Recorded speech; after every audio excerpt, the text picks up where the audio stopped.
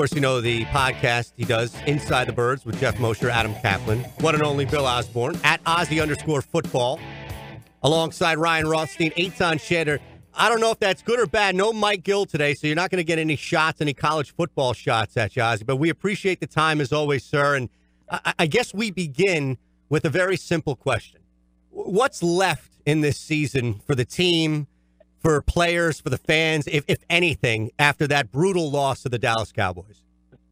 Well, first off, I feel the love, Eitan. I really do, because, you know, and I've really been biting my tongue because, you know, he hasn't, his alma mater really hasn't represented themselves too well on the in the secondary, so to speak. Correct. Now, coincidentally, he had probably his best game all year. And Rasul Douglas, so I would love to give him some props for that. But it's my alma mater too. You're not off the hook completely, Billy. Oh, I forgot Ryan went there. That's right. Is that Ryan? Yeah, that's right. I thought Ryan would be at least show a little allegiance to me. But all right, Ryan. Hi, it's not you, man. It's just you. Now you know where you stand, man. And I will say that the Mountaineers did just beat the Panthers in a basketball clash. If you saw that, so. You guys are definitely ahead in both areas. Let's put it that way. As far as the Eagles, you know, I guess you could see that they are, you know, they're still mathematically in it. From what I could see, they haven't been completely eliminated, but it's, I think, what is it, less than 10%? So they're on life support. There's no doubt about that. Yeah, and I don't even know what what are you playing for right now? I mean, the obvious is if you are a free agent to be, you're playing for some money. If you're on the borderline of maybe not being on this team because you're not that good or because you're young and it might be time for a team to move on. I mean, there's some obvious things there, but if you're already entrenched and you know you're not going anywhere and the coaching staff as well, is it simply a matter of pride that you're playing for the final 3 weeks? Well, you know, you hope that you have a bunch of guys on your team that are players that have some pride and love playing the game. Great, interesting question you just posed, Eitan. And I was watching a thing on ESPN, and they were interviewing Tony Gonzalez. And he said something that shocked me, and it was this. It's his estimation that less than 10% of the players are fully committed and passionate about playing the game of football and love it. And let me drill down on that. What he was saying was that there's a difference between commitment and passion and doing something. In other words, like he said, commitment is knowing that it's Monday and it's your turn and with the lift with the tight end, so to speak. So you know you have to go in there and lift, you know, so you get there and you do your thing. Passion and love is when you want to be there in the weight room because you know it's going to make you a better football player and a better teammate, and have more success on the field. So you don't care about the commitment part of it. You just want to show up to the gym just because you love it. You're not forced to do it. So that really shocked me. So saying that is hopefully you have some guys that are in that 10% that are on this Eagle squad. You know, Billy, Eitan and I were talking about this earlier on in the show, and we were asking each other the question, when did you put the nail in the coffin for this team? Like, for me, it was the Saints game that got completely annihilated. Eitan brought up the Cowboys game on Sunday night on November 11th, the first time they played, that really rubbed him the wrong way to say, all right, you know what, this team, it's not the same team as last year. But my point is, how many chances does this team need to get for the fan base and everyone to realize they're just not a good team? They're not a playoff team. I mean, they had an opportunity November 11th at home against Dallas. They had a chance on the road against the Saints. They had a chance most recently in Dallas with the NFC East title on the line. They blew a couple brutal games at Tampa, at Tennessee. And we're still sitting here saying, not you, but just some people in general, well, mathematically they're still in it. Well, their division is a mess. Well, look at Minnesota. Look at Carolina. And it's like enough already with these external factors. If you actually just break down this team, they're an absolute mess. I mean, for me, and I guess the question is to you, when did it hit you like, you know what, enough is enough already with this team? It's just there's too many issues, and game X showed me why.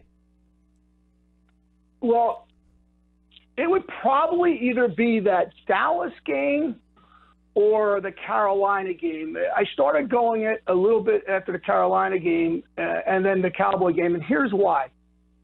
If you go back to, we've been doing these hits, and I've been in this studio, we've talked about these things, and I've been really looking at this stuff, and I was looking at, what they were doing. And early on, I said, they need to run the ball a little bit more. To me, they're becoming, this is not good. It was not a good sign. And then Carson got in there, and it got even worse. And I was saying to people that they're relying too much on a guy who's coming back from a major surgery. He's getting hit way too much. It's not going to be good for this team if that continues, because if he does not play great, they are going to struggle to win football games. So to me, it started early on when I started watching the way this was going, and I could not believe that they were not being more balanced. And people were saying, well, this is a throwing league, and I get that. I understand it's a throwing league and all that stuff, and I'm not just somebody that says just run the football, run the football. I was literally looking at these games and watching them unfold and seeing a guy come back from major surgery and constantly in shotgun on first down when it didn't need to be, and he was getting hit tons. And if he, he had a knee surgery, so I'm thinking he may get injured again. So that's when it started. So then I saw that week that we had off after the Giants game. So I thought they're going to do some self-reflection. They're going to look at it. They're going to do some self-scout. It didn't change, but they got to win. So everything, they beat Jacksonville the following week. So everything was kind of hidden. So then I saw, okay, we had this 2-week bye. They have to look at this for the remaining stretch because they have a shot to win this division because, as you said, it wasn't a great division.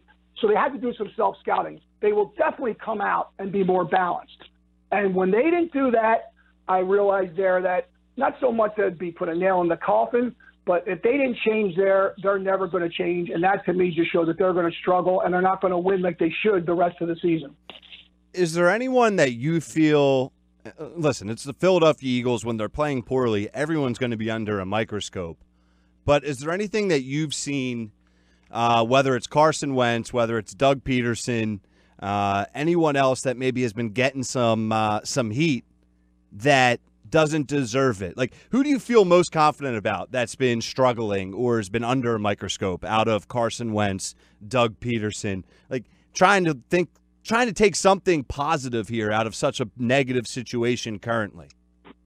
Well, it's funny. I was talking to Mike Quick earlier today, and we were just talking about a bunch of things that were going on.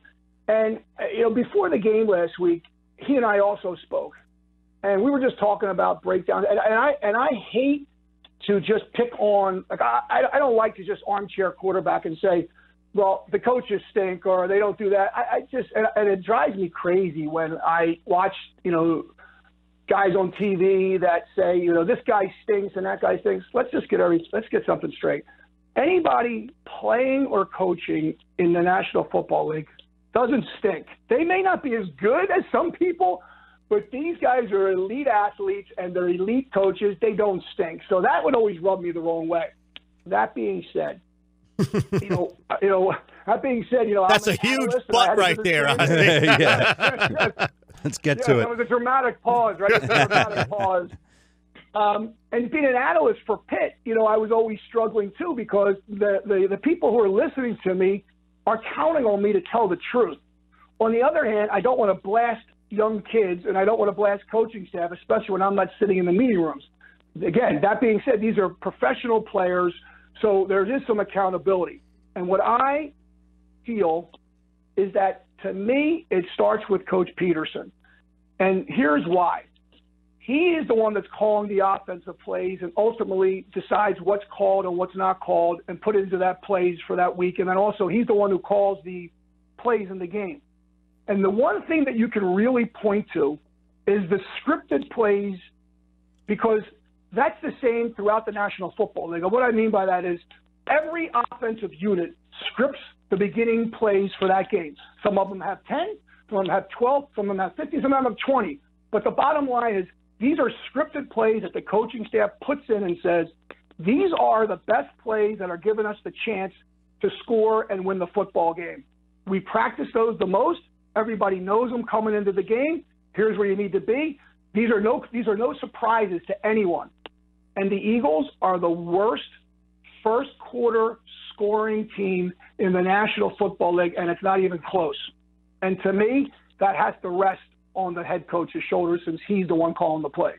All right, let's look at that based on the first question that Ryan asked you and your answer about Carson Wentz. Billy Osborne joining us, Ryan Rothstein, Eitan Shaner in for Mike Gill, 97.3 ESPN. It's the Sports Bash. And I think how much of that, my question would be simple, how much of Doug Peterson and Mike Groh's restrictions are coming from the disconnect of the idea of Carson Wentz as the quarterback versus what you're actually getting this year specifically on the field as a result of, and what I maintain, it's not splitting Eddie Adams, that he's still dealing with the injury. You even said it earlier in this same interview, Billy. So how much is that restraint now causing this disconnect of preparation and execution on plays? And again, it doesn't take anybody off the hook, but it's just trying to figure out in this murky water where we can look at blame and kind of assess what to do moving forward.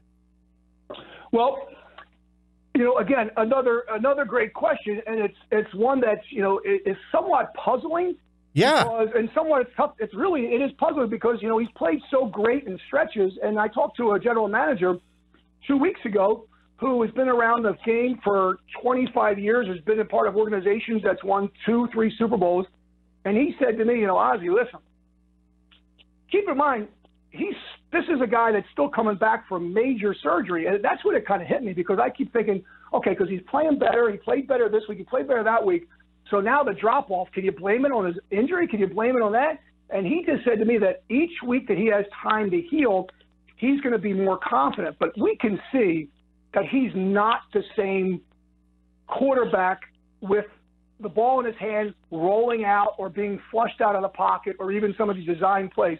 He's just not the same guy. There's no doubt about that. So then you say to yourself, how much is that affecting his confidence at times, which then will impact his ability to actually, quarterback the offense?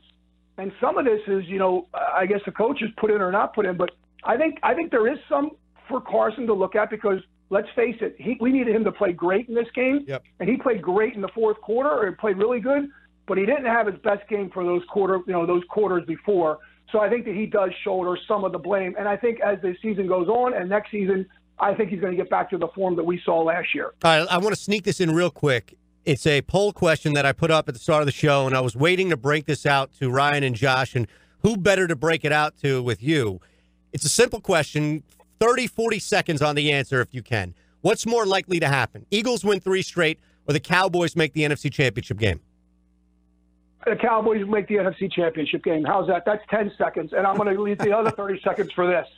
One of my biggest keys in the game was first down. Everybody talks about the fact that they were 1 for 10 on third down, yep. And the Cowboys were 10 for 19. But if you go back, it starts on first down. The times that the Cowboys converted, those 10 times, 9 of them they were in 3rd and 5 or less. The 11 that they got off the field were almost everyone was most of 5 yards. The Eagles were very rarely, I think twice, they were in less than 3rd and 5 situations. In the National Football League, you cannot be 3rd and 5 or longer and have success. And that's because, in my opinion, the Eagles don't have success on first down, and a lot of it is because of their running plays or their inability to stay with the running plays.